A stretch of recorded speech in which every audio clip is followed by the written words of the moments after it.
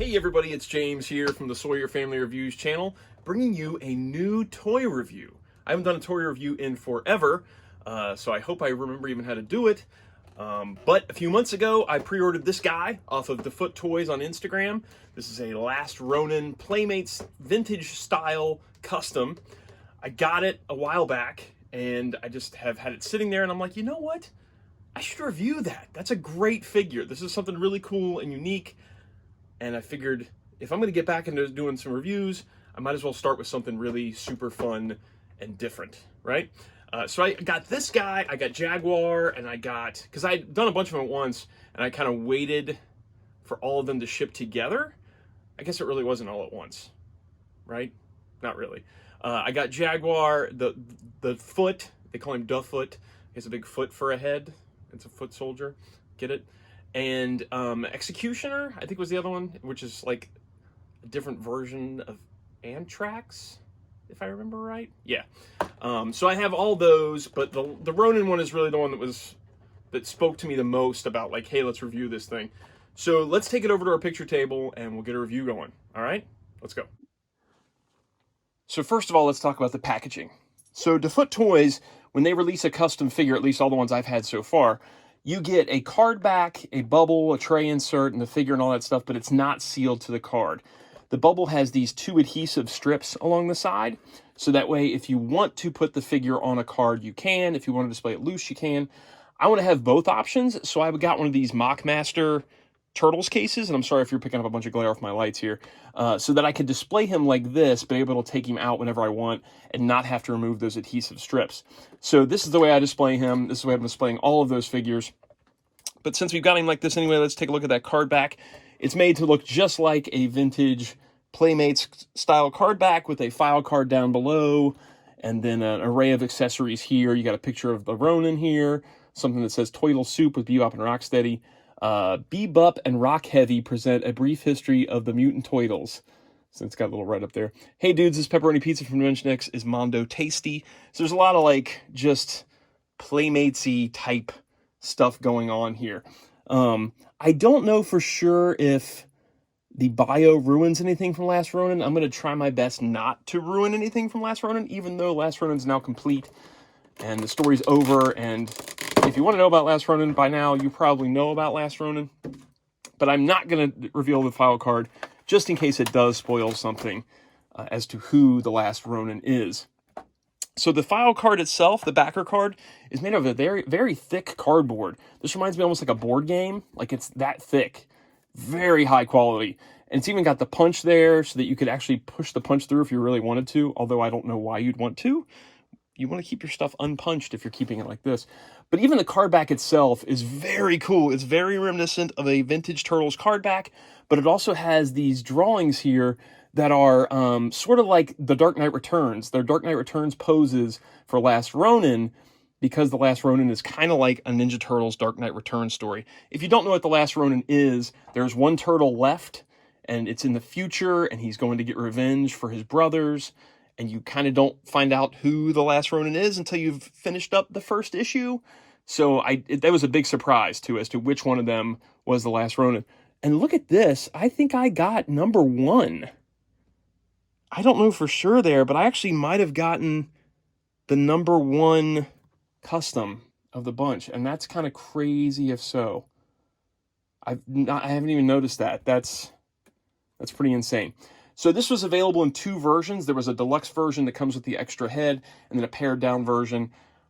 I'm not going to say what it cost because I can't remember honestly what it cost. It's not cheap. It was a custom made figure, so it's not cheap. But I would be doing them a disservice because I don't know if they even posted when they released it, if they put it out there other than by PM as to what the figure costs.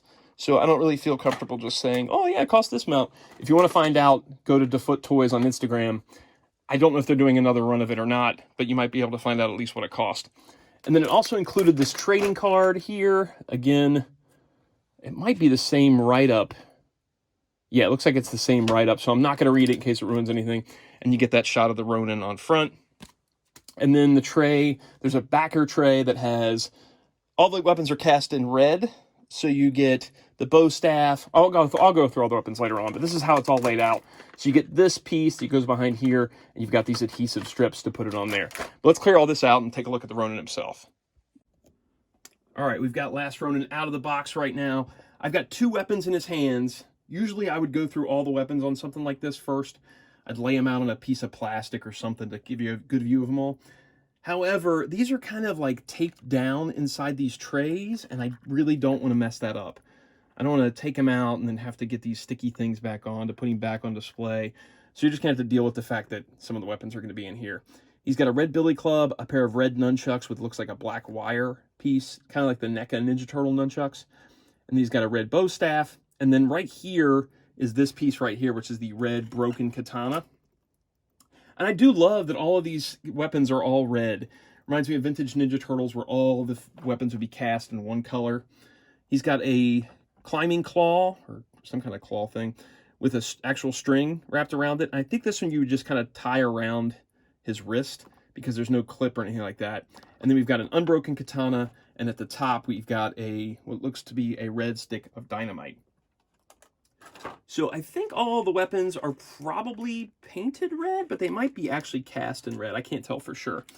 And they just slip right down to the hands. They're not too tight, so you're not trying to bend anything, trying to get them out. I'm not really sure 100% what material this thing is made out of, so I wouldn't want to be stretching and pulling on things anyway. He does have minimal articulation, and that's fine. I'm not expecting a lot out of this. It's just kind of there to be cool and look like a classic vintage Playmates version of Last Ronin, as if Playmates had made him, as if the story happened back in the 80s and Playmates just made him, you know?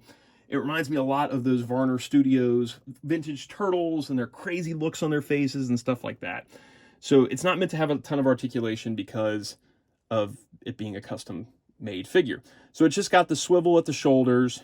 He's got swivel at the waist a little bit. It's kind of tight, so it doesn't go very far. Just goes back and forth a little bit. And he's got swivel at the neck. Now this... Oh, really quickly, James, you missed a couple of articulation points here. There is a slight swivel on the left elbow, and a slight swivel on the right wrist. Now this neck, it seems like it's a little loosey-goosey on here. It's because the head is actually interchangeable. You pop this head off. The deluxe version has 2 heads. It's got this one, which this head sculpt is really awesome. Look at that. Look how cool that is. Or if you wanted to, you could do the unmasked version, or the unhooded version. So you just take this hood piece, and you plug it into that spot, and then there's actually a little magnet in the base of the unhooded head. And the unhooded head is really cool. Look at this. It's all scarred up. So it's got like stitches on the nose, and it's got a Band-Aid and more stitches there. It's got a cut across there, and it's got another Band-Aid where his head is split there. I don't know if I mentioned this or not, but there are 2 versions. There's the deluxe, which is this one, which has the interchangeable head, or the standard version, which only had the 1 head. I went with deluxe. So, yeah, man, that is cool. I'm going to go with that head, I think. If I display him loose, that's the head I'll display him with.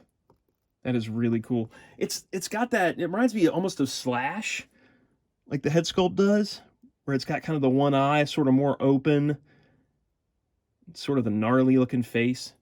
Man, they did such a good job of making this look like a vintage Playmates figure. And he's got all the gear. Like, that's a big thing of the Last Ronin. I think the first issue had where you could see his back, and he had like that ring that was kind of bound with bits of leather. On the base of the foot is a DAFOOT logo that's been kind of done into the sculpt. Man, this guy is cool. This guy is so freaking cool. I'm over the moon about this figure. I haven't even opened up the other customs yet. I've kept them kind of in those packages, the Jaguar and the DAFOOT and the Executioner guy. But now that I'm getting him out and kind of playing around with him, I may take the other ones out too. Man, now I may not leave him carded. I may leave him like this. He's so cool. All right, so let's do a little bit of like size comparison type thing here. I'm going to bring in some other turtles just to kind of show you how he fits with other turtle lines. Now, obviously, the one he's going to fit best with is vintage Playmates turtles, because that is what he's designed to be like. I've got him on this riser thing because I know when I bring in the other figures, they're going to be a lot taller than him. So just to show you what he looks like with Playmates Turtles, this is from one of those retro 4-pack things. He looks great with retro Turtles. All right, so let's get him off of this guy. I'll kind of sit him there. Back him up just a little bit so you can see other figures. Here he is next to Donatello from the Turtles movie line from NECA. You can see they're a lot bigger than him.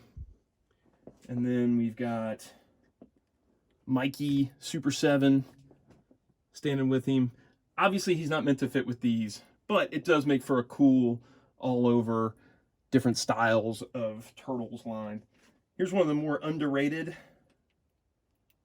Turtle figure sets, in my opinion. The DC Collectibles Batman versus Ninja Turtles. That's how he looks next to those. We'll put Raphael back in here so you can get a better idea of them all laid out together. Yeah, that's cool.